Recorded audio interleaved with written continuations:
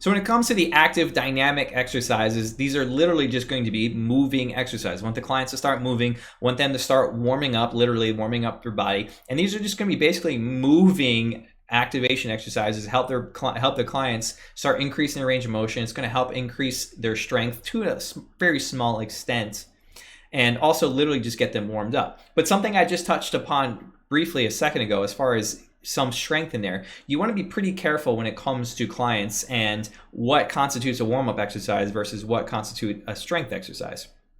For instance, I'm assuming you're a young 20 or 30 something year old who's in pretty good shape. So if I asked you to do 100 glute bridges, you'd be like, okay, that kind of sucks, but I'll get it done. Versus if you think about a 50-year-old woman who's never worked out in her life, like it's going to be almost impossible for her to do 100 straight glute bridges. Now, it's not a huge deal if you have your client Nancy who's 50 to do glute bridges as part of her warm up. It's not going to be that big of a deal. But just understanding the difference between clients and what constitutes warm up versus what constitutes strength. Like, again, another very similar idea is if you have your clients doing lunges as part of their warm up, just to kind of get them ready to go.